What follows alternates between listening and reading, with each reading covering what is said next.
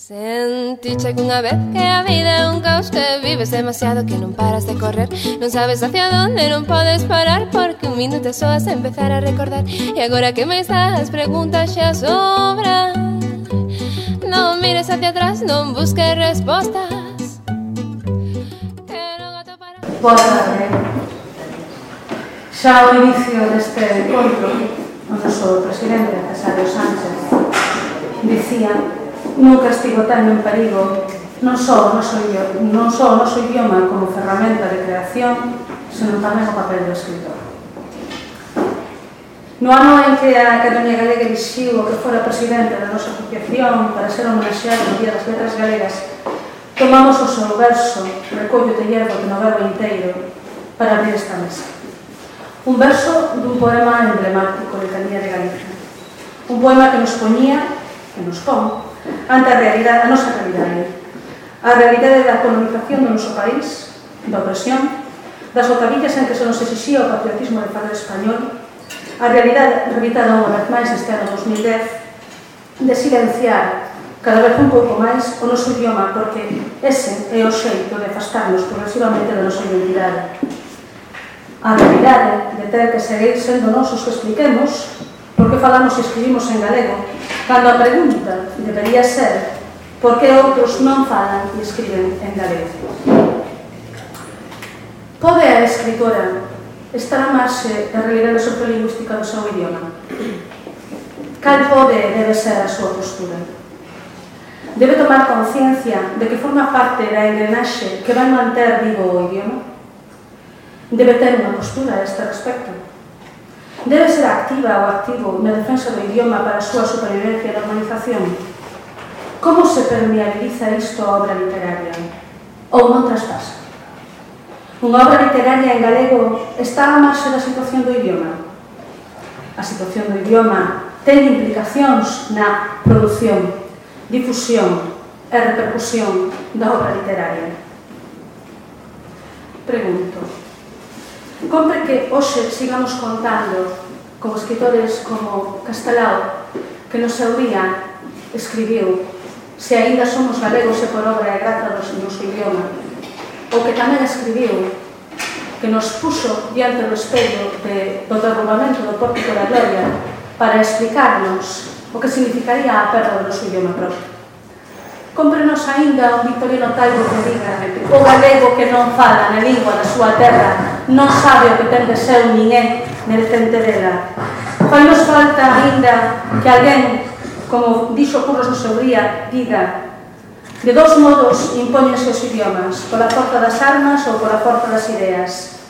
Galicia non é un pobo guerreiro, pero é un pobo ideal e, ademais, un pobo lírico. Con esa espada de dous filos conquistará o porvir e dominará as letras. Cultivemos, pois, o galego. Fainos falta que alguén como Rosalía Castro volva a empregar os argumentos que empregou no seu prólogo de Cántares Gallegos. Cómprenos un Carballo Calero que dicía: esperamos contra toda a esperanza. Esta frase que ten unha ilustre prosapia pode servir de lema aos galegos. Hai que esperar contra toda a esperanza porque, mentres non decidamos suicidarnos como pobo, temos que confiar na posibilidade de rectificar a historia, e a historia, por suposto, ten que ser rectificada. Ou cómprenos aínda un Manuel María que volva a escribir outra vez as rúas do Vento Ceibe para que as profesoras e os profesores teñan un material co que aprender de galego as meniñas e os meniños nas escolas. Segue sendo necesario pôr en valor o noso idioma, o noso país, a nosa cultura e, por tanto, a nosa obra literaria. E sigo coas preguntas. Teñe que ver coas galegas e os galegos deste ano 2010, coas escritoras e os escritores que agora aquí nos sentamos, estas palabras de Castelao, de Rosalía, de Taibo, de Carballo Calero. E eu digo, naturalmente, ou empregar sempre o noso idioma cando un goberno que se chama galego nega o espazo a nosa lingua e reduce a súa presenza, non é procurar rectificar a historia. Quen vos fala comezou falando noutra lingua. Sabe, por tanto, o que é ser negada, comprobar como entre a escola e a rúa había dúas realidades diferentes. Desde nena rexeitei a realidade que se me imponía e souben xa con 11 anos con eso as antipañas do poder. Por iso, cando por fin escoitei por primeira vez a miña lingua nas aulas, comezando o primeiro debut, en 1980, considereime afortunada e comecei a tomar as primeiras decisións. A mí non me falaron en galego. Tiven que ser eu que loitase polo seu espazo e así me convertín en monolingüe. Primeiro na escrita e logo, superada a adolescencia, na voz. É para sempre. Son consciente, era o xa daquela, prácticamente, de que se con 14 anos podía asistir ás miñas primeiras aulas en galego foi porque antes que a min houve un longo proceso de reivindicación, un longo proceso de exixencia. Nunca ninguén nos avasalou nada. E hoxe, sodes conscientes, as máis novas e os máis novos, de que estudades o noso idioma nas aulas, e máis, de que estudastes coñecemento do medio en galego como algo normal, poderíamos decir. Sodes conscientes de que eso foi posible porque saímos á rúa, combatemos o sindicato, nos medios de comunicación, no Parlamento, até que existiu o decreto 247 do ano 95, tan cativo ainda daquela. Sodes conscientes de que para chegar aquí tivo que haber profesoras e profesores que prácticamente perdesen o seu traballo por dar aulas en galego. Os que non somos novos temos a mellor a percepción de que neste cambio xeracional que se está producindo o cambio que hai a respecto da posición ante o idioma se cadra é maior de outros cambios xeracionais que se produciron antes que a nós, antes que a vos. E a miña opinión é que se cadra é porque vivimos dous contextos educacionais diferentes, que un pouco eu ilustraba aquí. Agora, cando decía que a miña lingua de nacemento non é a que estou usando hoxe, ainda que para min sexa para sempre esta lingua, a única que teño. Hola, feliz sobremesa, compañeros de borrachera. Vamos a intentar que isto sexa fácil para todos. Eu traía un texto, agradezo moito estar nesta mesa, porque é un tema que me interesa profundamente, porque eu, a miña lingua de sempre é o gallego. Isto normalmente nunca o explicaba, hasta hai un par de anos, que o teño que contar sempre porque é unha cousa rara. Hasta hai un par de anos era unha cousa moi normal e era absurdo explicarlo, pero agora xa non. Ben, iba a repetir o do ano pasado, pero como sabía que tamén repetía público, decidí escribir algo novo. Vou non ler, vou intentar ler. Chámase Vigo Coruña, facendo un homenaje a Quirme Murillo. A semana pasada vim a Coruña en tren, isto é completamente certo. Para contento de Renfe, isto tamén é certo, o meu vagón viña cheo de xente, toda moi parlanchina, e eu viña intentando airarme de todo aquel bar gordo porque estou escribindo un poemario. Isto que son así en mi de película francesa e queda moi bonito, é tamén verdade. É completamente certo e ademais é moi triste, polo que ides ver agora. Vamos a ver. Esta é a descripción do vagón aquel. Na miña fronte viñan unha nai e máis unha filla portuguesas, ou debían ser porque falaban portugués. Era unha cousa moi entrañable. Despois, nos asentos da dereita, do pasillo para a dereita, había 4 señoras que se contaban as súas vacacións en catalán. E xusto detrás delas había 2 chavalas, unha que tiña así, era moi rubia para ser daqui, que falaban en inglés moi baixiño, ainda que debían saber de sobra que ninguén dos que estábamos ali íbamos a entender o que dicían. E xusto detrás miña, a gritos, viña unha familia de gallegos que lle daban patadas á lingua castelán, pero era esa típica familia de gallegos que, como levan xa varias generacións cajándose na lingua de Cervantes, pois xa están convencidos de que é a única lingua que saben falar. Non só iso, sino que, ademais, teñen a certeza de que ese cultivo do castelán imposibilitas para falar a lingua pontaliana. Yo el gallego es que no te lo sé hablar. Aunque en castellano diga siempre receso y no viera en mi vida un tiempo compuesto. Para rematar o cadro do bajón baixo a chuvia que viñeron para a Coruña, ao meu carón iba sentado un home silencioso, un tipo normal, destes que non chaman a atención. Iba lendo unha novela desas que fan ricos os editores polo mundo adiante e da igual a lingua na que se publiquen sempre cando non se xoga. Bueno, pois o tipo que viña tan concentrado nunha destes erceu a vista e mirando unha bolsiña da Asociación de Escritores en Lingua Gallega dun outro congreso que teño, preguntoume: "Tú eres escritora?" Porque eu viña así cos folios repasando. Hostia, que duda. O que llevo a decir de verdade era por qué. Pero parecía unha falta de respeto. Escritora, todo isto reflexionei. Para qué? A quen carallo de todo aquel barjón lle interesa que eu escribise? Se ademais de escribir puñetera poesía, facía unha lingua tan minoritaria que é despreciada hasta polos seus propios falantes, vese a familia de atrás. Cal pode ser entón a atitude da literatura gallega de hoxe ante o idioma? Bueno, podía contestar que a charla que digo ano pasado, pero xa vos digo que non a trouxe. Naquel bajón pensei que a atitude tiña que ser a resignación. Unha casca de luita ca cabeza agacha, e en silencio. Unha resistencia abocada ao fracaso máis estrepitoso, o cal, por outra parte, xa hai nos últimos anos se ven anunciando con trompetas de apocalipse, especialmente ca desprotección da lingua radical que saiu das listas de Feijóo. Perdón, non quería citar, porque sei que non ten ninguna autoridade en cuestión de lingua, pero é importante que ese sentido aparece. Esta situación, como ben sabedes as hordas de lectores orfos da nosa terra que teñen que sentados diante, xa se cobrou as primeiras baixas. Pois isto pensei durante uns días, na resignación. Estaba eu convencida, porque entre outras cousas debía contar que onde a Costa da Morte vivo en Vigo. Son un bicho raro. Vou comprar o pan, isto xa non te ano pasado, é unha experiencia. Vou ao carniceiro, pidolle 2 cousates de polo e teño que facerle un gráfico para que saiba que é o que quero. E cando marcho do supermercado, apláudenme como se fora un advenimiento. Pois eso, na resignación pensei durante uns cuantos días. E continuei con esa resignación na miña discreta luita familiar, intentando que o meu fillo fale gallego, ainda que eu son o seu único referente nunha cidade chea de xente que non pode hablar de gallego porque cambian a norma seguido. O non lo sabe porque é moi complicado. Isto e outras parvadas polo estilo. Pensei hasta os xoves. Os xoves fundaron a charla á Universidade de Vigo, a Facultade de Filoloxía e Traducción. Dixo o sitio porque é importante. Bueno, os xoves pasou unha cosa que non me pasaba desde os tempos de Letras de Cales, a magnífica empresa. Tuve que justificar ali diante dun montón de xente que me estaba vendo falar como se fora, ou non sei, tuve que justificar que leese con seseo con geada. E non o tuve que justificar en un sitio calquera, tuve que justificar na Universidade de Filoloxía e Traducción, que non é calquera cousa. Unha das persoas que estaba ali, escoitándome recitar, anotou outras cousas que tiñan a ver co asunto, que eran os videopoemas, e díxome, bueno, tamén noto que recitas con seseo con geada, pero ti queríache preguntar, porque ti na túa casa, eso a día de hoxe, non os cuidas. Sí. Bueno, pues sí, na miña casa ese. Unha persona que estaba ali na Universidade de Vigo parecía unha cousa, sabes, como se eu viñera, eso, desde o século XIX a cabalo, ali.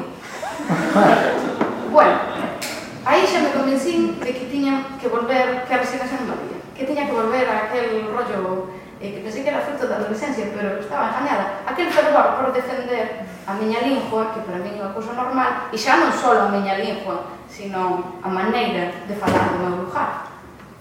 A culpa é de que cambian a norma seguido.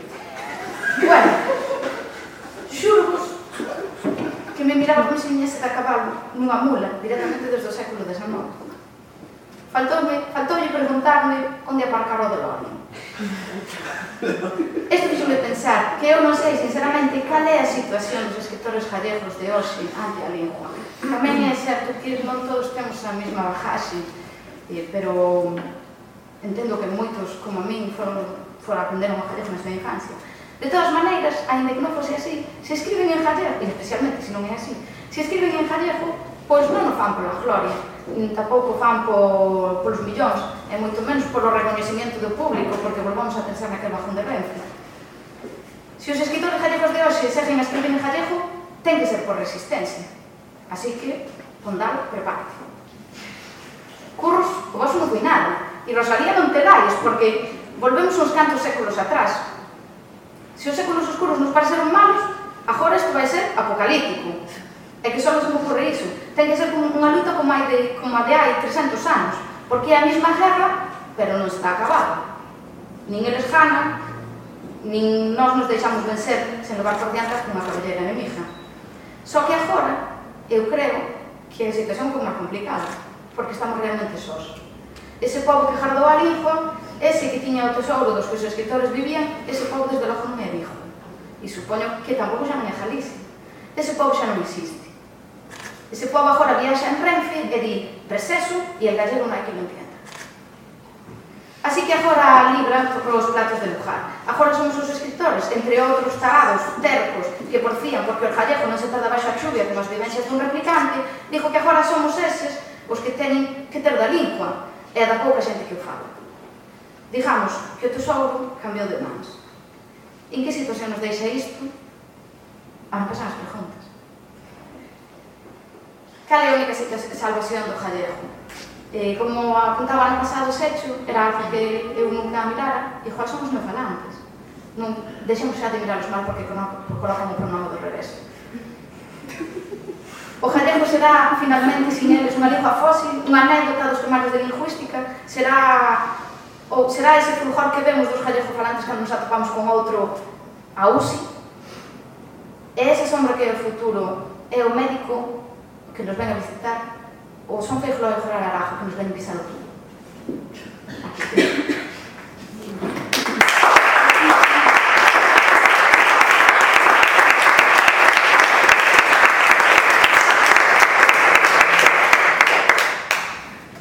Bueno, meu nome é Laia Tuñas, eu tamén me senti moitas veces como señora cabalo do século XIX, porque tamén se sei, eu tamén teño creada, non hai moito fixer unha pregunta un pouco parecida, pero non nunha universidade. Bueno, de xuventude, idioma e literatura vai a cousa.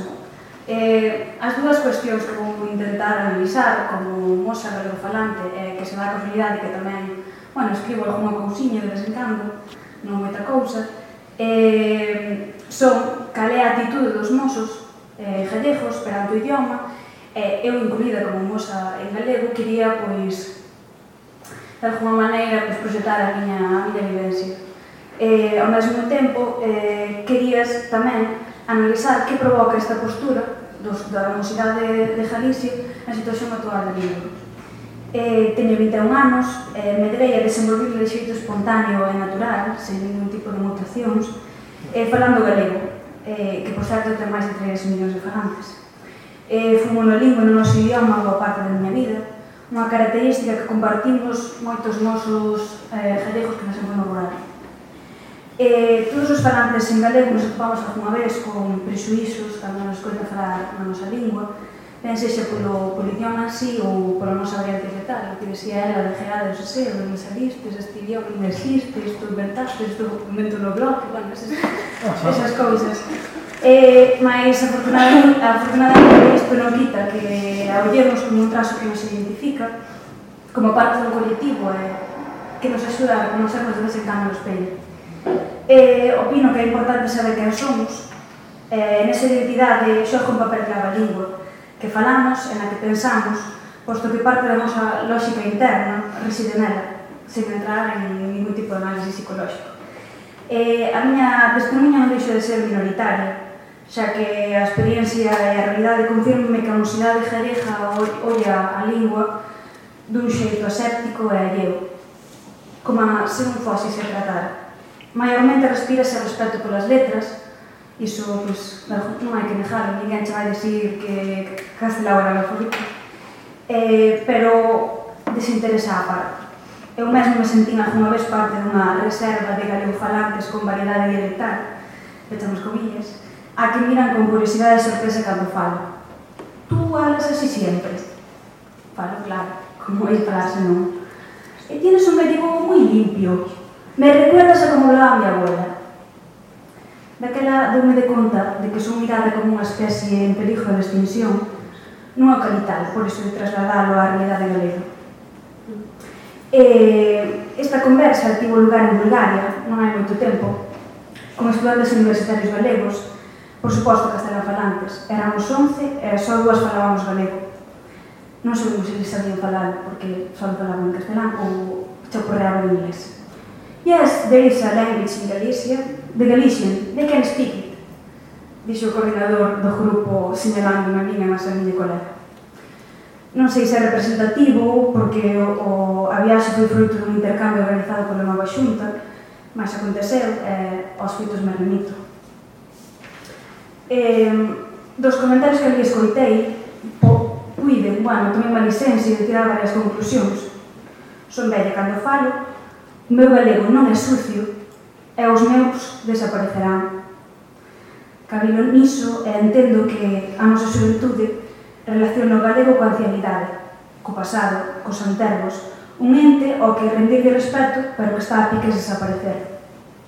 Despois está o termo galego limpo, que indica de alguma maneira que existe unha caste de galego impuro, sucio, contaminado, e pregúntome cal é ese galego, de onde xorde esta diferenciación, de onde sale.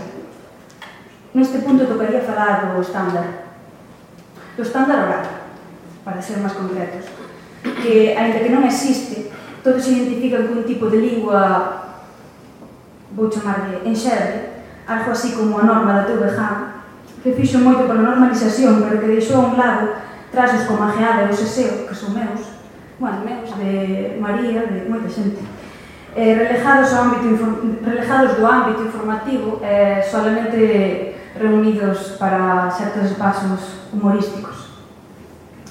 Por último, falaba esta mocidade dunha lingua bella, e os falantes desta identifícanos como maiormente anciáns. Por lo tanto, os meus, deduzo que os meus desaparecerán porque son vellos e algún día morrerán. E de alguma maneira albíscase a morte nese autoxenario que recoñecen como lingua. Con todo o desinterese pola lingua atopámonos entre casteláns falantes e galegos falantes á par, aínda que entre estes últimos en menor grado. Existe unha despreocupación xeral polo idioma que pode ser froito da desidia ou mesmo do cansado. Eu recoñezo que hai falantes conscientes e xente que só fala. A desidia ou o esqueso é a actitude do segundo grupo, mentras que somos falantes conscientes os que atopo faltos de forzos. Esta canseira opina que xorde en certa medida de usar a lingua como arma política e viceversa, o uso da política como arma lingüística. Non estou aquí para discutir se os parlamentos son o mellor lugar onde a lingua pode estar, mas penso que a rúa é o fogar do idioma, ali onde os falantes a utilizan na súa riqueza máxima. E na rúa estamos os escritores, os faladores, os falantes, os que berran esa lingua, que sen ter dono xorde de dentro dun e pasa a ser como calquera outro órgano vital. A miña posición como falante e roeira, dona dese monte comunal que é o galego, pasa por posicionarse alrededor da lingua con naturalidade e sen isala como bandeira ou lanza. Baixo o meu punto de vista, o creador debe estar comprometido coa lingua na que crea, na medida en que, sendo natural o idioma no que nos expresamos, ou froito dunha escolla libre, non é necesario mesmo justificar. De feito, non sei por que fago. Con isto, quero dicir que o que ten de identitaria a nosa lingua é salvoconduto suficiente e argumento irrebatible para creador e falante. Escribo un galego porque existo na Galiza. Non compren mixis antiaéreos para protexer a lingua, mas non debemos creer na pasividade, entendámonos. Na medida en que creamos, protexemos, porque impedimos que aquilo que é destruído fique en ruínas. O falar de ruínas e armas de destrucción masiva dou por suposto que estamos en tempo de guerra, do que falaba de María. E hai de declarar que estamos, baixo o meu punto de vista, en tempo de agresión. Non hai guerra porque só hai un flanco en ataque e a nosa resistencia é verbal. É unha guerra sucia esta, pero eu non participo dela, porque a lingua non pode ir a conflito armado. A lingua está a ser ferida e desde o goberno galego están a vestindo de vellez, de ensenidade. Lembrades vosta frase, me recuerdas a como hablaba mi abuela. Esa frase non denotaría traxedia se contáramos con unha mocidade activa maiormente comprometida e disposta a crear e construir outra imaxe do galego falante. Esa imaxe de ancianidade vai acompañada dunha serie de mitificacións do galego falante como monolingüe, pechado no seu país, no seu mundo. O castelán, por outro lado, proxéctase como futuro, mocidade, a lingua internacional. Eu penso que temos que darnos conta de que falar galego é outro xeito de estar no mundo. Digo, temos a mocidade, en xeral, a xuventude. O noso idioma abre-nos todas as portas e tal como dixo nunha entrevista que lle fixen ao Xía Pedreira, as únicas que nos pechan son as da ignorancia. Compre proxectar e aproveitar a proximidade lingüística ao portugués, unha das linguas máis faladas do mundo, así como non darles costas ao castelán, dadas as posibilidades de comunicación que ofrece o seu grande número de falantes. Mais para estar no mundo cómpranos sobre todo o inglés. É a lingua franca por excelencia e con ela podemos nos comunicar con case toda a totalidade da poboación mundial. Eu, con miña experiencia, penso que é fantástico mirar o mundo desde unha perspectiva galega sen complexos. Utilizar a lingua franca e comunicar nela sería unha boa maneira de desmitificar o castelán como case única vía para pertencer ao mundo. Non é o meu punto de vista, pero en realidade é o que se adoita pensar na rúa.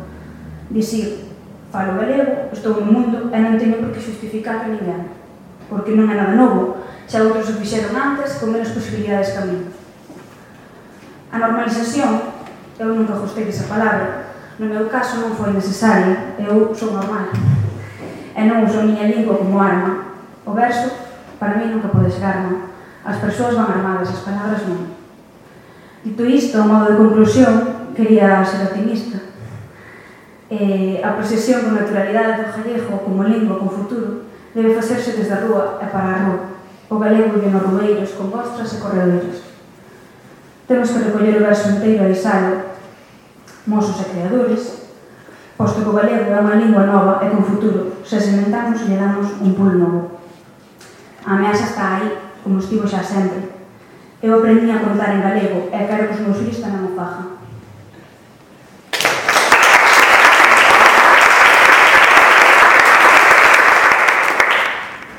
Ben, boa tarde, espero que non vos facer dormir. Eu son o contrapunto na mesa, do meu punto de vista do xénero, son o contrapunto na miña escola, porque, hostia, ese de aí escribe poesía. Son o contrapunto aquí, de algún xeito, non? Por tanto, tamén pretendo ser o contrapunto na hora de ler o meu relatorio. Lendo o meu relatorio, cando Marta se puso en contacto comigo para formar parte desta mesa, tive moitísimas dúbidas. Por que non sabía poñer un feito isto? Con bastante decisión, puseme a falar con xente do meu redor e preguntar un pouco que opinaban de diferentes aspectos destes. Entón, o que vou a facer é reproducir a miña escrita caótica, sinto, e pretendo dar moitas ideas e lanzar moitas ideas para que se faga o debate. Pretendo responder a estas preguntas. Que papel debe xogar o idioma na literatura hoxe no futuro? Cal é a miña posición individual e colectiva e xeracional ante a situación que está pasando o noso idioma hoxe? Ben, o idioma é un aglutinador de creación, a perspectiva co que nos enfrontamos aos lectores, aos medios, esa decisión que tamén se marca para os demais. A lingua e a literatura son elementos que formulan ecuacións que nos definen sobre gustos interiores, formas de apreciar as historias que lemos que nos contan a materia prima das nosas creacións. O noso idioma quere dicir a elección da nosa literatura. Non sería quen de dicir cousas nunha lingua na que non soñe con esas mesmas cousas.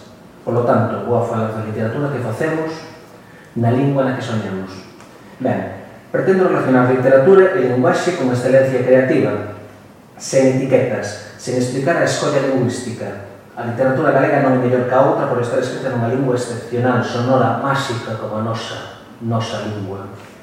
Esta excelencia reside, pois, naqueles que fan literatura sen complexos, sen forzar a escrita nunha lingua na que soñan, sen traducir soños como atentados. Enfrontarse á literatura é doado, pero requiere adestramento de atención. Debemos sabelo para respetar, para intentar compartir a literatura. Cando aqueles amigos menos acostumados a compartir versos e literatura, pois, achéganse a miña escrita, sempre teñen dous comportamentos. O primeiro é respecto á expresión poética e dificultade da abstracción, lógico. A segunda é sobre a linguaxe. Para isto, por un exemplo. Maruja ten 80 anos, encanta ler poesía, lee o meu poemario e anota aquelas palabras que non entende. Maruja está acostumada a ler. Despois pregúntalle a súa sobrinha o significado dos mesmos. Un gran paso para perder o presuicio ante unha literatura. Como vai desprezar algo que non que lle apaixona? Unha das súas noras deixa claro que lle costa ler e entender algo escrito en galego. Miña nai, pola contra, colle os meus textos e devóraos incansablemente, buscando o que din, incluso búscalle os significados silencios. As tres teñen os mesmos estudos nacional-católicos e cada unha representa unha forma de enfrontarse ao texto e a linguaxe. Polo tanto, a escolla ten que ver coa intención a que nos enfrontamos ao texto. O galego é unha lingua viva. residen en espazos funcionais onde se crean redes que empregan o idioma para expandirse. As blogs de internet, pois, fan que escritoras e escritores galegos se convertan en creadores de opinión, en xestores de conceptos, creadores e matemáticos da linguaxe, críticos que espallan as nosas obras. Os escritores que soñamos en galego quedámosle bastante ben ou bastante a isto de espallar información e literatura na rede. A presenza das escritoras e escritores garante a difusión das ideas, as posibilidades infinitas que gobernamos nun libro sen carapa onde importa a calidade e a capacidade de achegarnos ao público, a inmediatez das noticias, sustraer a conciencia das experiencias. En fin, a literatura ten futuro en canto saibamos adaptarnos ao medio, en canto teñamos conciencia da sociedade que se move ao noso redor. Debemos ser permeables ao conxunto da nación, invisíveis para os mesmos. Debemos fuxir de amosarnos como colectivos e individuos que levamos o peso da nación. Entendemos a necesidade de defendela, porque facemos literatura que nace do cerne do noso sentimento nacional, fora de tendencias políticas, pero unido o clamor da identidade mesma da nosa escolla. Dende fora, os escritores parece que facemos creación para nós mesmos. Intentamos sorprendernos a nós, queremos trascender para aqueles que nos identifican, nós. Competimos e compartimos as nosas experiencias de comunicación creativa con nós.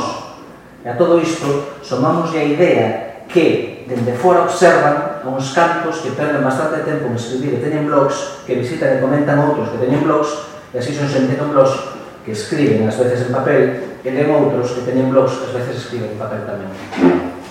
Hoxe en día, despois de tantos procesos, debates, plans de normalización lingüística, tras este escenario convulso de ataques a nosa lingua por parte de colectivos bilingües imaginarios, é vital que lle amosemos á sociedade o noso compromiso irrenunciável na defensa dos dereitos da nosa lingua. É vital para o noso idioma recuperar falantes entre as mozas e mozos que camiñan hoxe polas facultades e as escolas como mortos andantes, con pouco espírito e bastante memoria RAM.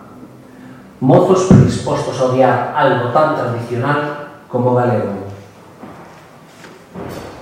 Debemos volver a inventar modelos de comunicación coas persoas indecisas lingüísticamente, artellar pontes e non fronteiras, buscar modelos de penetración social enfocados aos que teñen que elixir e non os que xa estamos convencidos.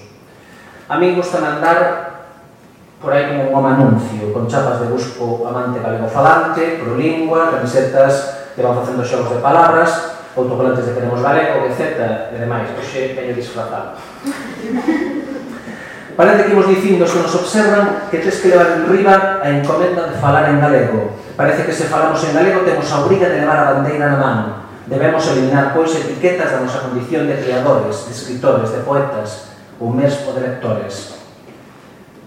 Para explicar cal é a miña visión respecto ao que os colectivos aportan na idea de protección e cultivo da nosa lingua, vou facer unha separación entre estes. Respecto a esa condición lingüística. O primeiro é o colectivo galegofalante asambleario pronacionalista e o segundo un colectivo apolítico de autocomplacencia. Os primeiros teñen claro o seu comportamento lingüístico, a defensa do idioma e todo iso. Entendo que ese é o colectivo que estou falando e pertenzo. Falamos en galego porque nos peta, porque queremos falalo e porque é noso. Os segundos casi lles da igual. O galego é unha cousa exótica que empregan os asamblearios galegofalantes pronacionalistas. Este colectivo usa o galego para proceder á comunicación progresista. Isto significa empregar o galego para falar con un interlocutor galegofalante que produce unha sensación parecida a comer unha boa ensalada. É sano, senta ben os fogos. A este colectivo non lle interesan as claves de defensa da nosa lingua. Dalles igual. Para eles é un complemento do que facemos. Non teñen a necesidade de ir a Compostela cada 17 de maio. Tampouco lle interesan as tertulias, lecturas, recitais, etc. Pero nós debemos ainda así ser visíveis para eles. A literatura debe ser unha caña para facer visível o idioma, para acercalo ás necesidades dos outros, facer literatura para o conxunto e non para a propia literatura. Hoxe, máis que nunca estamos concienciados da realidade de defender os dereitos lingüísticos dos galegofalantes, de defender a lingua dos ataques aos que uns cantos esquizofrénicos, arroupados por un oportunismo político ao rescate de España e da Igrexa, estamos a someter con mentiras e enganos a respecto da lingua e dos comportamentos nosos, dos galegofalantes. A nosa mellor baza é a propia lingua, a capacidade que ten para comunicar, os recursos máxicos que formulan a través da súa álxera emocional. Somos donas e donos dunha grande riqueza que precisa ser espallada, precisa topar unha normalidade no conxunto da nación. A xente observa a un asambleario galegofalante pronacionalista como exemplo de preservación da lingua, pero que en realidade ocorre é que a maioría da xente que fala galego son os que non riscan a casilla de fala vostede en galego? Non, sí, sempre. Eles non falan galego. Os que falades galego sodes vos, os que estudades na escola. Somos bandeira cando o que temos que ser é sustrato, pregunto. Estamos acostumados a botarle a culpa aos outros. E temos que pensar que nos deberamos ter parte no fracaso. Debemos volver a inventarnos a nos mesmos e existir como marca. Poñemos tanto empeño en defendernos de comentarios estúpidos e falsos, pero con grande capacidade de penetrar no discurso dos foros de opinión que nos sitúa inconscientemente no debate, no lado do galego contra o castelano, galego contra español, galego contra a selección española de fútbol. Debemos falar en galego, debater sobre o galego, falando e dando claves, fuxindo da contraposición co castelano. Non debemos favorecer o debate que impoñen nos medios que eles sí teñen a intención de acabar con nós. Pregúntome, fallamos na estrategia do 100% puro galego? Tendemos a identificar co comportamento urbano tendencias globalizadas. E, aínda que o galego sexa unha lingua materna dunha grande maioría de cidadáns, tamén mozos, afastanse del porque o identifican coa marca que moitos medios de comunicación, entidades e mesmo institucións pretenden inculcar. Etiqueta de lingua atrasada, inútil, de radicalización destes asamblearios galegofalantes pronacionalistas. Existe unha fractura na mocidade vencellada aos receos que se xeran no xeito de impor determinados criterios naqueles grupos de afinidade. Un mozo asambleario galegofalante pronacionalista vai defender posturas lingüísticas e sociais cunha dureza que para os de fora é exagerada. Sumalle a isto a facilidade que temos de saber de todo e creernos certos de todos os axiomas. Sumalle a prepotencia co que actuamos e nos miran. Sumalle esa bagaxe na faceta de opinadores. En fin, hai de todo, pero dende fora repiten ata saciedade isto sobre nós. Algo en todo isto debe ser verdade, algo de malo debemos estar facendo nós tamén. Existen numerosos colectivos literarios e sociais, heteroxéneos en canto idade, estilo, temática, que actúan en grande medida como sustituto de xeracións, pois estes teñen a vantaxe de nutrirse a si mesmos, onde referentes e pupilos comparten coleccións de poesía e impulsan os membros o sistema literario, canto menos a un sistema literario. Estas xeracións son elementos de apoio para reafirmarse nas posturas lingüísticas colectivas maioritarias entre minoritarios. Estes, con conceptos diferentes, aportan finalmente unha postura común en torno a unha mesma folla de ruta no comportamento lingüístico do colectivo. Podería parecer positivo e positiva acción de sumarse colectiva e activamente nas campañas a prol do galego, pero, dende fora, moita xente entende isto como unha acción de persoas que se creen superiores, de culturetas, que non falan de lingua, senón que falan de política. E pregúntome, finalmente, formulamos concepto de literatura para a defensa da sociedade en lugar de facela dentro da sociedade? Aí vos deixo isto.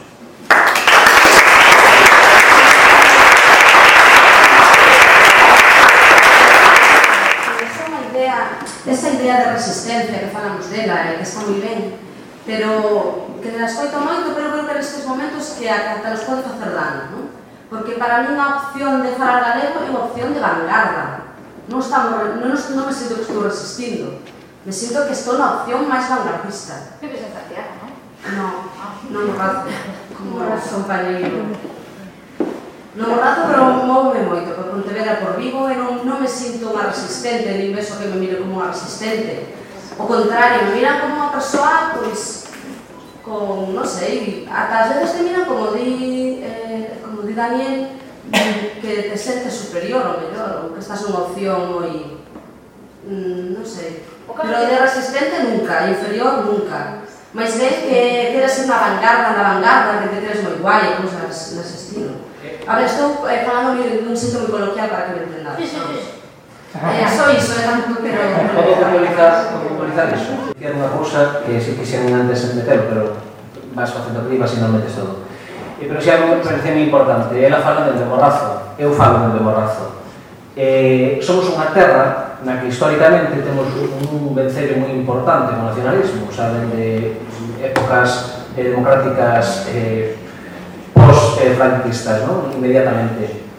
E onde existe bastante representación e onde a xente ten bastante acollemento a posturas nacionalistas e posturas, entendo eu, progresistas no bo sentido da palabra. Refírome a que nesta terra é sorprendente como somos unha das zonas onde perdemos galegofalantes, onde xente que entende perfectamente un discurso nacionalista non é capaz de tomar a renda de falar en galego, onde existen movimentos sociais moi fortes, onde colectivos como Galicia non se vende e teñen unha presenza moi forte, son mozos e mozas que andan coas camisetas, precisamente de eu falo galego, non sei onde canto, e cando vas por aí, o mensaxe que de noite, se falas en galego, non ligas. Bueno, sí, efectivamente, pero refiro como norma xeral, non? Vale, sí, a mí non me foi mal. Pero refírome que eu penso que sin a virtude, pero que a xente non fuxe do galego. Completamente xente que, polo contrario, teñen un acollemento a posturas próximas que defenden o galego e que, posturas nacionalistas galegas que defenden políticamente. Sí, eu creo que nin fobias nin filias, indiferente. Eu creo que realmente o que se está a falar aquí é que o galego non é o normal aquí. O sea, eu vivo no sur, normalmente son do norte, e cando cheguei na Vigo flipei ao sur, en xeral, toda esa parte de abaixo de Galicia, flipei moito, porque ali o galego non é normal. E iso para mí, pois tampouco non era normal, porque eu son da Costa da Morte e temos unha longa tradición caciquil, pero se ve que alguén falle foi millón, e eso debería facer reflexionar. E, sin embargo, para mí o normal era o galego, nunca tuve que justificar ni defender o galego.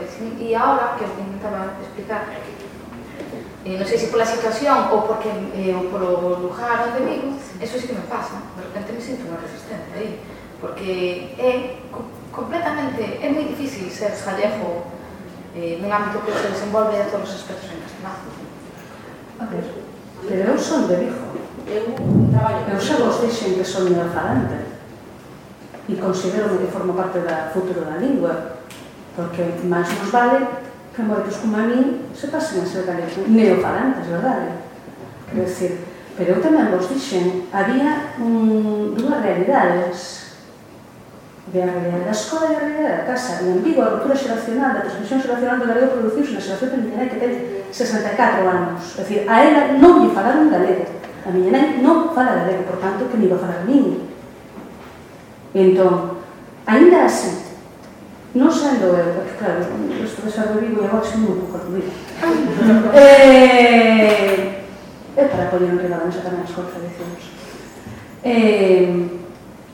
Dicía, e como é posible que eu, que estudaba no colexio de monxas, estaba rodeada de castelán por todas partes, que a miña nai falaba castelán, meu pai non, falaba castrado, que non é galego, ás veces. E, sin embargo, eu sabía que había outra lingua, ainda que non a usaba. E iso preparoume para que despois, con 14 anos, e pasaxe hasta 8.000, te tomase decisións. Bueno, e agora quero contar unha cousa. Os 15 anos quedeime soa na clase de terceiro de U, porque nun debate destes que nos sometíamos os profes de lingua galega daquela, mira ti que atrevidos, faríamos debate sobre si as clases tiña que ser en galego ou non. Fun a única que o defendí. 15 anos, centro de Vigo, concretamente, e é Santo Tomé de Freixeiro, as voltas que dá a vida, onde imparte clase unha señora que xa sabedes de que estou falando. Unha señora. Unha hicha. Unha hicha. Unha hicha. Eu xa non vivo en Vigo, por circunstancias, vivo no rural, vivo en Gondomar. Non sei cantos anos despois, o meu fillo de 16 anos, se a súa profesora dese o mesmo debate, que xa non o dá, pero se o dese, o meu fillo volvería a facer o papel que fixo a súa nai. Ela nunha cidade e el no ámbito que lle chaman ruro urbano. Sí, non? Verdad? Se usa esa palabra. E eu digo, e que pasou? Porque, claro, vostedes son outra realidade. Por exemplo, que a mí, bueno, pues era unha das cousas que me chamaba a atención cando era presidente da Españosa. Digo, caramba, a vida é diferente, non? Hola, que hai despois. Pasa que non sei se estamos poñendo, se estades poñendo todos aí os que debatides. Na mesa, bueno, o lema desta mesa, a postura ante como escritores, non? Na literatura. Non estamos nun debate de lingüística. Quero saber si temos que ter esa mosca permanente, esa resistencia, si temos que estar sempre conscientes desa resistencia ou non, ou sea, se temos esa necesidade de preservar a lingua cando escribimos ou non. Bueno, eu personalmente xa falei de falantes conscientes, a xente que fala. Bueno, eu penso que os escritores, os creadores, ou como queres chamar, somos parte desa parte consciente de falantes. É claro que temos que estar... Bueno, eu se posicionei máis ou menos. Eu primeiro puxeme así, como moza e despois como escritora ou o que sexa. Creo que sí, pero, bueno, creo que asumir esa guerra lingüística ou cultural pois é alguma maneira de resonar ao outro flanco. Non a quero asumir, para mí non hai guerra. Eu creo que sí. Pero, bueno, intentaba transmitirvos eso, que cada vez pasa por las circunstancias, miñas propias vitais ou polas propias circunstancias de todos nós como colectivo, que teña a sensación de que cada vez temos que luchar máis, o sea, como... Autojustificarse continuamente. Non autojustificarnos, pero si eu antes empecé a escribir en galego de maneira natural, porque era a miña lingua natural, non conscientemente cunha escrita consciente de defensa da lingua ou de defensa da lingua como produto cultural ou todos eses matices. Eso non o tiña cando empecé. E é unha cousa que agora como que me vexo con máis necesidade de facer. Pode ser que seja fruto de todo isto que contei antes, así en plan anecdótico e gracioso, de que a miña situación cambiou e entonces me vexo atacada nese sentido, non? Pola sociedade que me rodea. Pero creo que sí, non? Creo que, ademais, sí, tamén o facemos desde o punto de vista de que cando escribes en gallego, coño, xa nos escola. Non? Todos estamos aquí e sabemos moito español, podemos escribir en español. Venderíamos máis libros e chegaríamos a millonarios primeiro, pero non o facemos, escribimos en gallego. Iso xa me escolla que non é nada inocente. E política tamén. Non me refiro política con que sexa do bloque, porque que escribes en gallego xa do bloque. Como que non se pudera ser máis cousas neste mundo. Sino que é unha defensa, sí, non é unha cousa gratuita. Defende a tua lingua, a cultura, defendes cousas. Se non, pois, oi, escribirías en francés, que sona moi dulce. Teño a intuición, unha intuición práctica, polo meu oficio. Vou a moitos centros de ensino durante todo o ano. Levome ás veces unha impresión moi positiva porque, por exemplo, eu son de Lalín e os institutos eu estudiei nos dous. Creo, me parece, cando paso por eles ou cando me cadra ir a eles, vexo moita xente nova, pero moita, falando galego, falando o que falan na súa casa, porque Lalín é un pobo que ten 54 parroquias, cada parroquia con súas aldeas, cada aldea con seus lugares.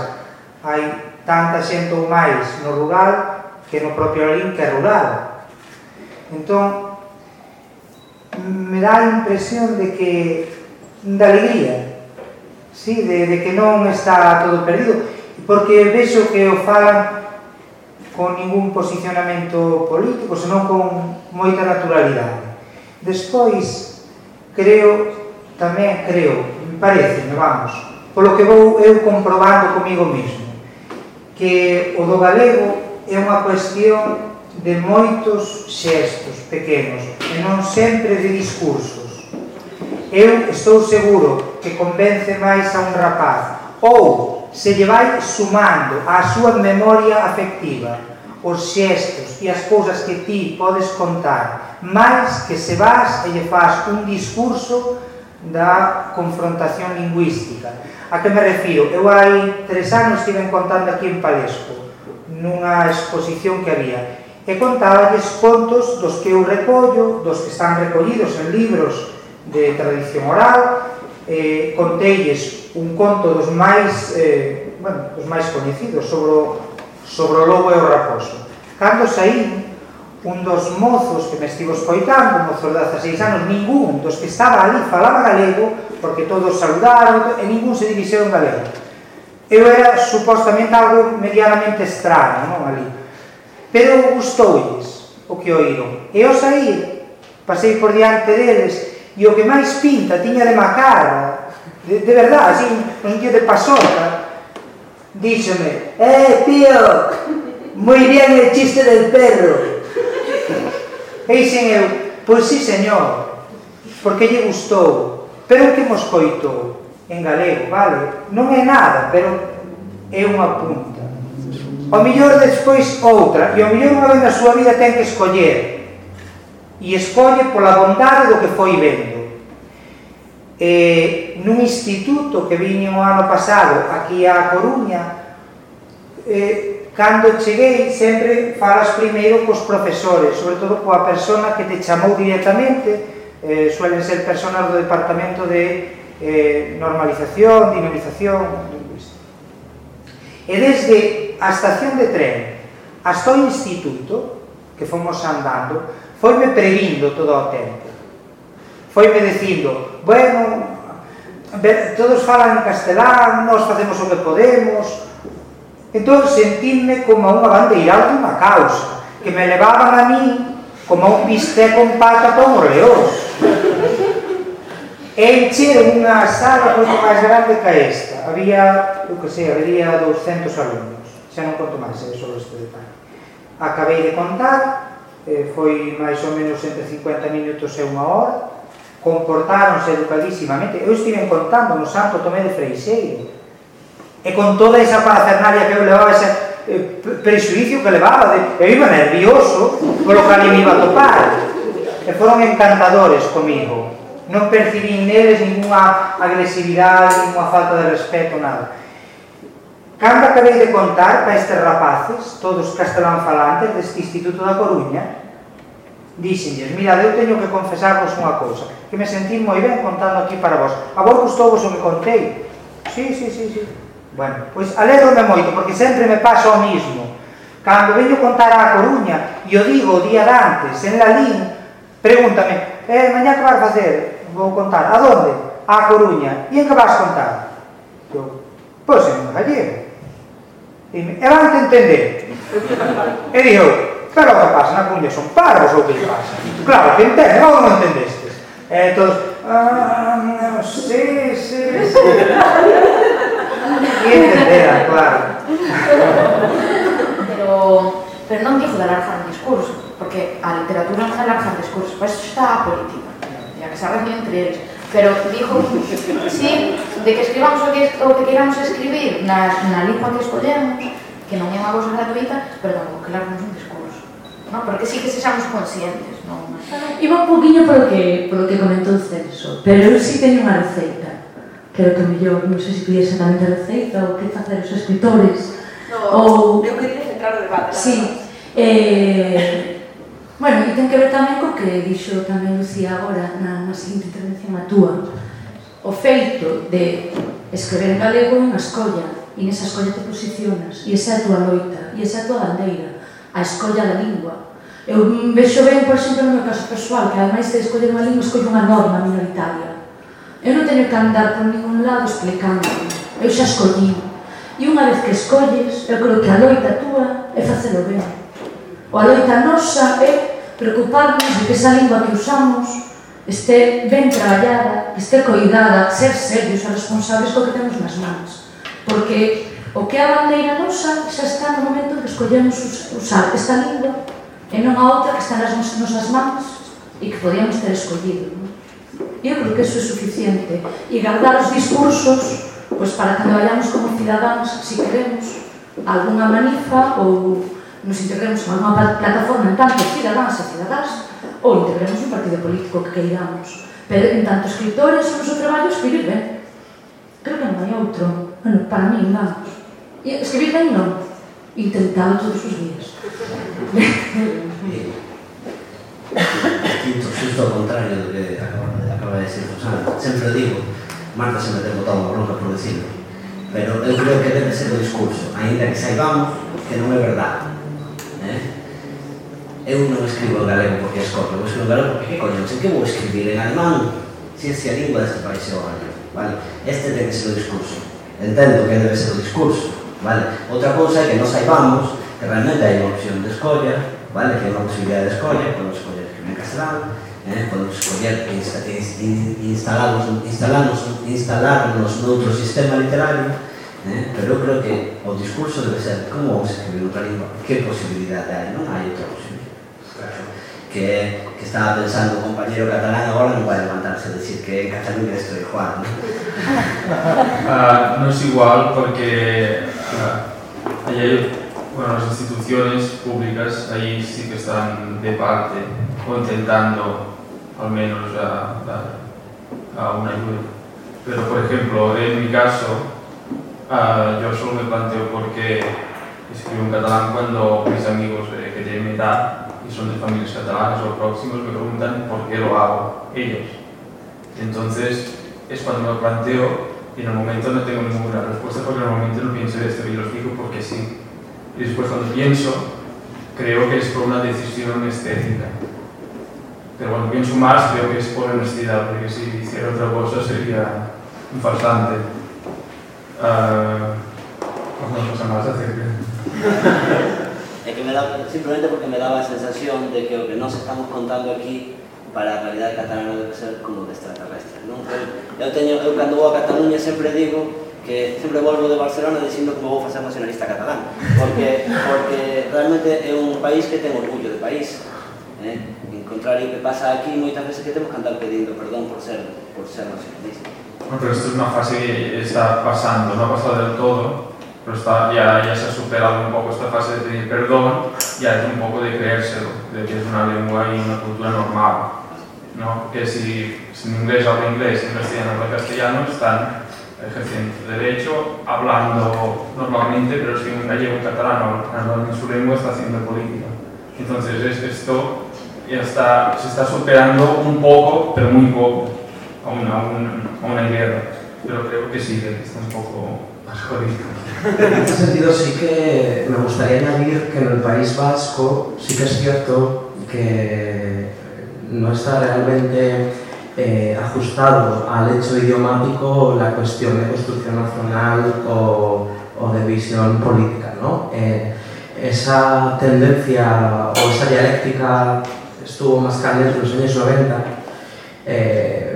y en la actualidad sí que hay diversas corrientes de escritores, que hay escritores con una tendencia a construcción nacional, personaje lingüística, y por otro lado existen escritores con una ideología, digamos, no nacionalista, que escriben en euskera. Por otro lado, hay una tendencia en escritores jóvenes, en este caso es mi caso, por el hecho de vivir fuera también de ese entorno geográfico, de utilizar más de un idioma, en este caso el euskera y el castellano, de una manera natural, normalizada en el día a día, también en este caso por la distancia geográfica. Bueno, primeiro dicir moito que falou Celso, e despois tamén quería desmitificar un poquinho o tema do nacionalismo, é dicir, eu son dun concello que se chama Fene, que estuvo gobernado por un partido nacionalista, non vou dicir o nome, durante ni máis ni menos que 25 anos. E eu, cando estaba no instituto, éramos, isto conto moitas veces, éramos 500 personas, ali falaba un gallego, 2 personas. Un concello gobernado por un partido nacionalista durante 25 anos. Entonces, bueno, non sei, eu cada vez vexo menos claro a idea de nacionalismo e lingua. De feito, vivimos nun país no que a inmensa maioría de galegofalantes non son nacionalistas. E eses son o noso público, eses son os que lles temos que vender o idioma. Entón, bueno, se lles queremos transmitir que les sigan mantendo o idioma cos seus fillos, cos seus netos, etc. E ademais queremos transmitirles unhas certas opcións ideolóxicas que non só se refiren ao idioma, senón a unha serie de connotacións económicas, etc. Pois é un traballo moitísimo máis arduo. Eu si estou completamente de acordo, no sentido de que boto de menos que, efectivamente, que incluso que gobernos nacionalistas pois non teñan unha perspectiva global no eido local, da preservación do idioma e de potenciación. Hai moitos métodos, pero entendo que si ven o nacionalismo, entendo que a clase política si debera, nós si tamén debemos ser visibles para eles. O sea, nós temos que actuar como escritores, como lectores, como dixen antes, temos que crear literatura, boa ou mala, que non son filólogo, penso que fago literatura bastante pobre e de linguaxe máis ou menos, fago o que podo, intento formarme a mí mesmo, pero entendo que sí hai que crear excelencia un pouco na literatura, é prescindir. O que si vexo eu, ou ven tamén xente de fora, é que era a última parte da intervención, era que eles vennos como interlocutores políticos. É certo, cando falamos de literatura tamén falamos de política. Esa é a minha forma de verlo. Eu fago posicionamentos políticos cando falo de lingua, pero debemos ser máis cuidadosos coa expresión e coas formas, ser menos agresivos incluso con determinados discursos. O que comentaba Marta, co caso de Vigo, que son zonas nos que a castelanización, o sea, a introducción da transmisión interxeracional foi antes que noutras zonas como a Costa da Morte. Entón, iso por moita política local que fagas, tampouco vas a cambiarlo tan facilmente. O sea, que tampouco temos que ter esas dúas ideas para ter unha análise xeral das zonas. Vale, por exemplo, no Morrazo, a miña xeración, case todos os nosos paios cambiaron de idioma. O sea, non son unha das poucas excepcións. Vale, foi esa época, a finais dos 70, a principios dos 80, e deses pais logo cambiaron de idea, ahora din, non sei para que lle falei castelán a meus fillos, pero machacaronme tanto na escola, ata les pegaban na escola, porque sempre en vuelvo a falar galego, e eles decidiron cambiar de idioma. Entón, logo ser rapaces, inda que realmente saiban que están facendo mal falando castelán, porque hai xente que se avergoña de falar castelán, pero como por rutina les costa cambiar de idioma, están acomodados nese idioma, pois non o cambian. Entón, unha cosa máis complexa, eu supoño que o caso de Fene será parecido, non? Que está na área de influencia de Ferrol. Entón, esas dinámicas non é tan fácil facer unha política local de normalización. Ainda que cambie esa mentalidade, non é tan fácil cambiar unha persoa que cambie de idioma, que decide un día, como fixo Marta, vou cambiar de idioma, que hai casos deses. Hai moitos casos, eu coñezo xente da miña idade que cambia de idioma, pero o máis cómodo é continuar co castelán, cando tes Pontevedra ao lado e Vigo o outro, ou no caso de Fene, tes Fene e a Coruña cerca. Entón, sen quitarle culpa que se pode facer moito máis na normalización, eu creo que iso non é só que faga un goberno local, que tampouco ten tantas competencias. É un tema moito máis complexo para iso. Pero entón, a conclusión así que quito do que vai comentando todo o mundo, a conclusión que todo o que escoitei hasta ahora é que en xeral Galicia si hai xente que fala galego, pero hai xente que fala español, extremadamente español. A miña pregunta é, habendo este panorama que hai, vivindo na maior cidade, por exemplo, desde o meu caso, vivindo na maior cidade de Galicia, que concentra o maior número de habitantes, onde é a cidade máis castelanizada de Galicia, según os datos que se dieron a semana pasada, pa que caralho escribo eu en gallego? A quen lle escribo eu en gallego?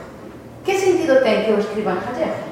Se os que falan gallego son 4 veros que ni siquiera terán moito interese na poesía e ademais lles queda pouco para morrer, pa que cojones escribo en gallego? E creo que a resposta que intentaba dar é que escribo en gallego porque é a miña lingua e porque pretendo que se conserve e non só que sexa unha lingua literaria. Non sei que había opinión dos meus compañeros, pero hai xente que te lee e nos fala en castelán, igual que eu leo literatura en castelán e falo galego. Pois entón, se o gallego que é unha lingua só para escribir. Así, porque como me din cando vou a Madrid, es que me gusta tanto escucharte recitar en gallego porque suena tan dulce. Joder, cómprate unha carina.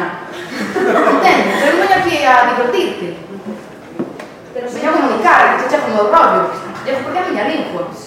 Si solamente escribimos para castelán falante, pois a verdade é un pouco triste. Pois escribamos en castelán e facamos novelas que vendan en miles de ejemplares e chegamos ao chalé antes. Pero sí que é verdade, eu teño amigos que galego falantes que me din que para lerme ou para ler algo en gallego necesito un dicionario.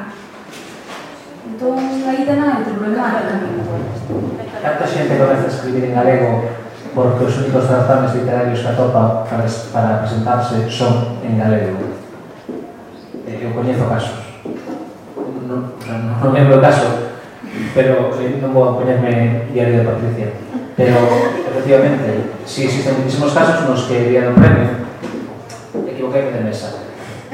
Pero a vía do premio é un método para canalizar a xente. Eu vino mellor mesivamente na propia universidade.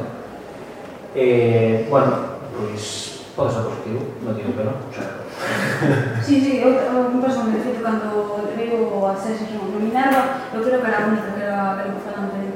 Claro, pero en calquera caso é positivo para a literatura en gallego, digamos, porque hai máis xente que escribe en gallego, pero é moi peleafudo que a nosa lingua, o futuro que lle quede, sexa solamente ser unha lingua adorno da literatura, ser unha lingua para a literatura. Esta xente, sí, pero esta xente que adopta o galego a través da vía do premio, por decirlo de algún xeito, despois convertéronse en galegofalantes. O sea, co tempo convertéronse en xente que entendeu o discurso porque se sentiu observado como parte do discurso. Entón, penso que non é negativo. Aí vas creando escritores e vas creando galegofalantes. Non quería chegar a este asunto porque é un pouco peleafudo, pero eu creo que eso non é verdade, porque conosco, e os que estamos aquí tamén todos moita xente que escribe en galego, incluso ten libros publicados e forman parte do sistema literal galego e falan castelán, porque é a súa lingua. Eu só quería dicir dúas cousas moi breves. Primeiro, evidentemente todos temos a nosa propia biografía lingüística, diferente, dependendo de moitísimos factores, cada quen ten a súa, convive con ela, e probablemente se reproduza esa propia biografía lingüística e a reflexión que ti vas facendo a medida que vas madurando e que te vas formando na tua decisión e opción da escrita. Probablemente, creo que esa sexa un dos factores que explica o porqué da miña decisión sobre a lingua pola que eu opto para a miña escrita, independentemente do xénero que cada quen traballe. E en segundo lugar, veume ao acordo do seguinte, a partir da intervención do compañeiro escritor catalán. Evidentemente, nós sempre temos a Cataluña como referencia, como reforzo positivo, como a meta que temos ainda que seguir traballando, reivindicando, resistindo para chegar a ela. Mas eu penso, non sei se concordas, ou se non, por favor, corríxeme, que ás veces, e agora me deu a sensación, por iso me acordou esta reflexión, ás veces me dá a impresión de que só miramos para Cataluña e Barcelona, pero no caso do que nos interesa, que é ámbito lingüístico e ámbito literario, xa que isto é un encontro de escritoras e escritores, non podemos esquecer que a realidade de Barcelona ou a realidade de Cataluña non é a do País Valenciano nin é a das Illas Baleares. Entón, a ver, non hai nada gañado, estamos na situación na que estamos, seguimos sendo linguas minorizadas, aínda que, como ti ben dís, a nivel propiamente catalán, as institucións estean por labor, sexan conscientes da realidade sociolingüística e dos reforzos positivos que necesita a lingua, que segue sen ser a hexemónica nin estar nunha situación de equilibrio. Mais o País Valenciano penso que é bastante diferente e penso que vai camiño de ser algo moi parecido a nós, se non o ten sido xa, e é precisamente está a ser neste momento o modelo para o que o goberno galego quere facer aquí a nivel lingüístico e non nos quezamos de maneira conclusiva ao nivel literario. Porque aquí xa se está a dicir, xa se dixo desde os primeiros días do mandato, que a cultura non é en galego, é cultura galega independentemente da lingua na que se pense, se escriba, se pinte, se deseñe e se construa esa cultura. Por lo tanto, penso que unha cousa é Cataluña, Barcelona, e outra cousa é o resto do ámbito lingüístico literario catalán, como o País Valenciano e as Illas Baleares, que penso que tamén xa neste momento, a nivel lingüístico e linguas en ensino, teñen un modelo noso como o referente e como a promesa electoral de cara ás próximas eleccións. Por tanto, penso que ninguén está para facer un brinde ao sol e dar esta batalla por gañar. Aquí, marcho para casa moi tiro máis esperanzada do que saindo aquí nas jornadas, que pouco menos que apocalíptico total. Pero por outra banda, pareceme que tampouco compre, o sea, que partamos da base de que estou completamente de acordo que no momento no que faz unha escolla dunha lingua minorizada, etc., é un cuestionamento político ainda que decidas terminalo aí e despois o traballo comece na cuestión de facelo ben. Pero, o sea, que é un labor tamén, se queredes chamarlle normalizador, chamarlle como que irades, pero é que xa estamos pasando o plano sociolingüístico, é que non podemos conseguir nada mentras as campañas administrativas burocráticas de goberno sigan sendo así. Sempre estamos dicindo que temos que ser menos agresivos. É que eu non vexo que seamos agresivos en absoluto.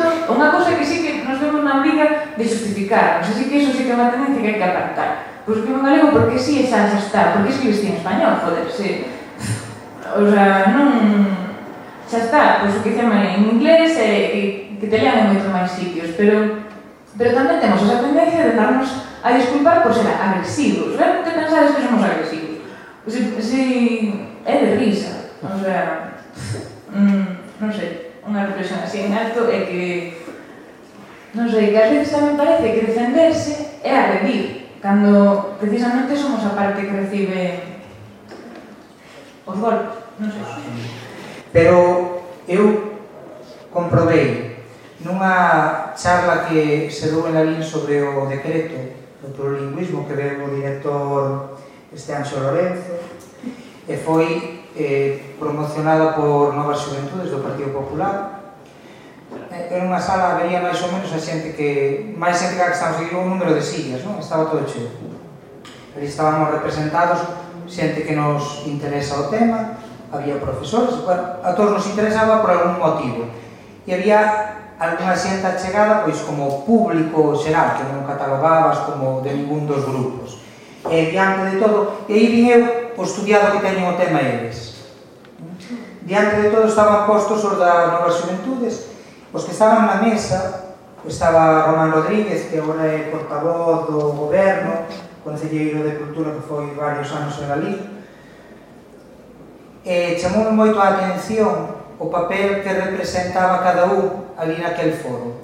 En ningún momento eles deron unha palabra máis alta e chegaron con iso que fixeron a crispar ao público de tal modo, porque claro, ali había xente que o director xeral de Política Lingüística lle podía contestar o que ele estaba dicindo e que pouco lle podíamos contestar porque mellor que a ele saber os datos técnicos de todo iso que estuvo creando non nos sabe ninguén, pero había algo que o podía poñer en apuros.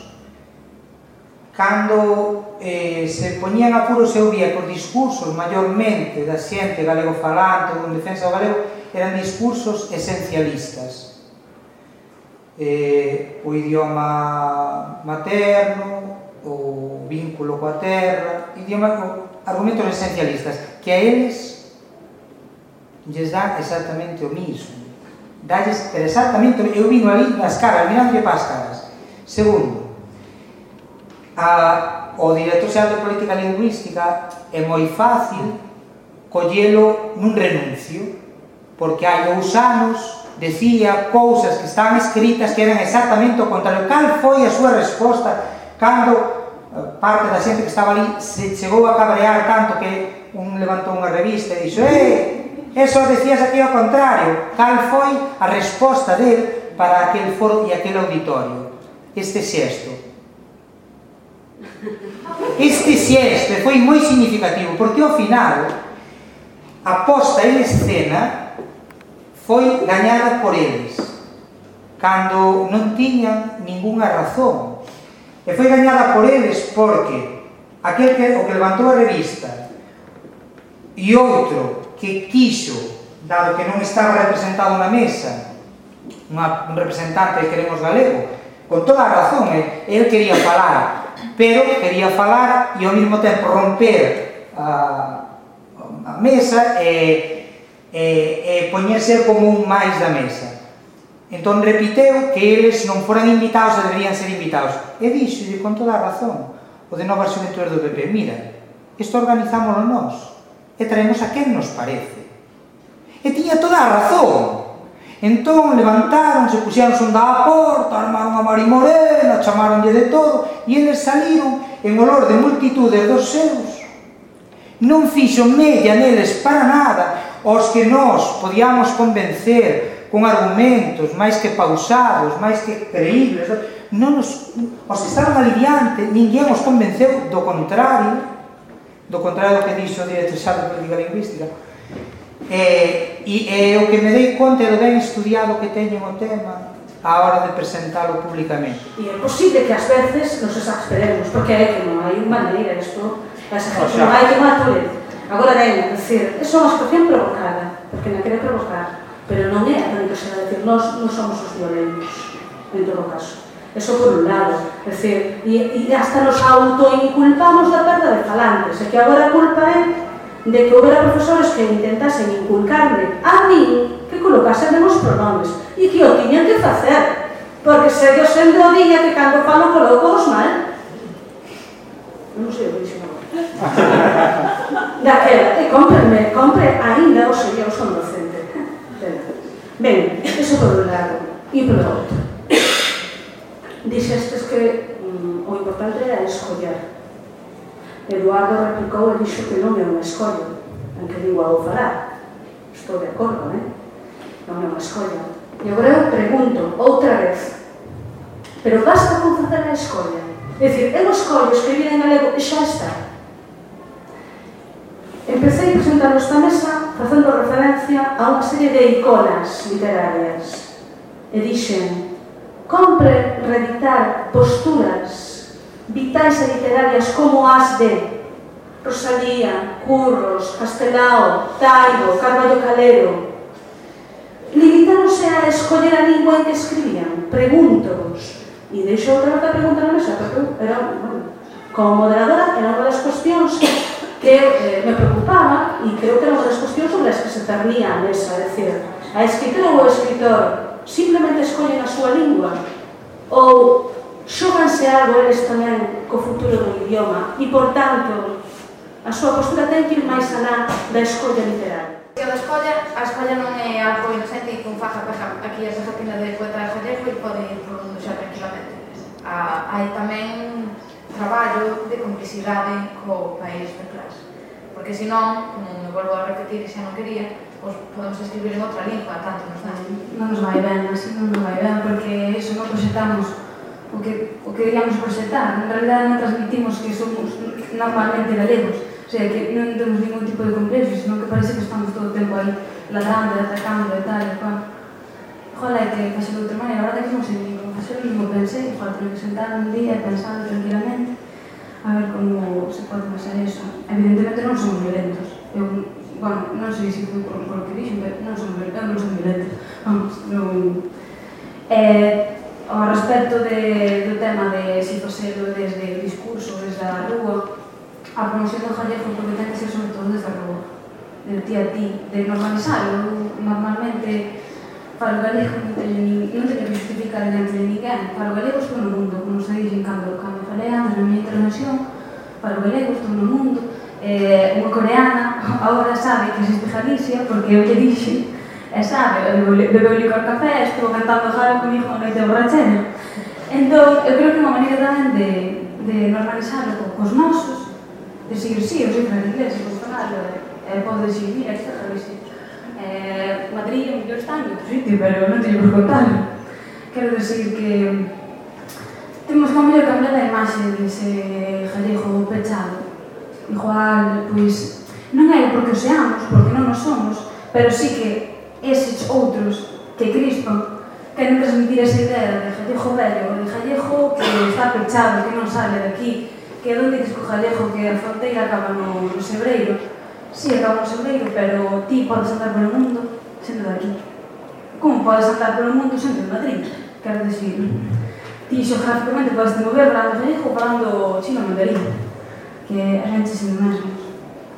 En canto ao tema das aulas, eu penso que, baixo o meu punto de vista, eu nasci no 89, mellor que xa me tocou unha época moito máis de bonanza, eu penso que actualmente está moito peor que cando estudei eu, o tema das aulas, porque eu criei na serra, éramos todos galefarantes, de feito, o imaginado era un pouco que vinha de fora, que falaba español, sempre que daba aí un pouco de lata, acababa falando gallego porque falábamos todos. E a profesora, eu venía a contar gallego, e ainda cando estou falando en inglés, venía a contar, e falo en gallego, non poño contar en español, tío, é como vou contar. É que non me sale naturalmente, estudei conocemento do medio, e nese momento non era consciente, pero ahora que con un novo decreto que penso que os menos que ahora estudo en primaria o van facer en español, que van aprender a contar en español, isto realmente unha volta atrás, en toda a región. Eu tive moitísima sorte. Na miña casa me ensinaron a falar galego desde pequeno. E cambiei, como cambiamos moitísima xente. Tive a sorte de que atopei de novo galego na escola. E manda cada vez de saberes. Eu estudei de colexio de Paja, como Seca Atlántico, Pontevedra. Me penso ensinando en gallego, pero despois torceron un pouco. E aí eu recuperei o galego. Non teño por que traducir os meus sonhos, que é o que en moitos casos se represento na miña literatura. Por último, quixera decir unha cousa. Debería estar estipulado que todo escritor, xa que estamos falando ante escritores, se puxera a contar contos. É extraordinario. Eu teño a experiencia na Loxa Literaria de Moaña, repetidamente, de contarle contos aos nenos.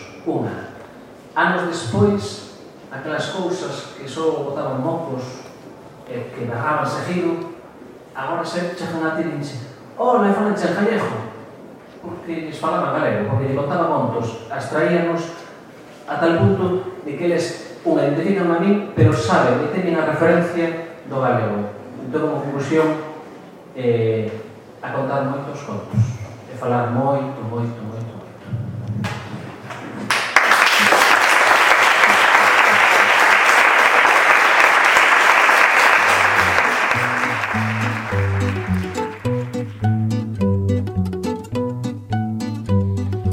Cada día que pasa irás te sorprendendo, comezas a entender ou acabas esquecendo. Yo que un día foi todo xa non ten trascendencia, seguiu pasando tempo e con ela a inocencia. Vendo un pouco teu redor, agora daste conta do que merece a pena, do que en realidade importa, do que en realidade importa.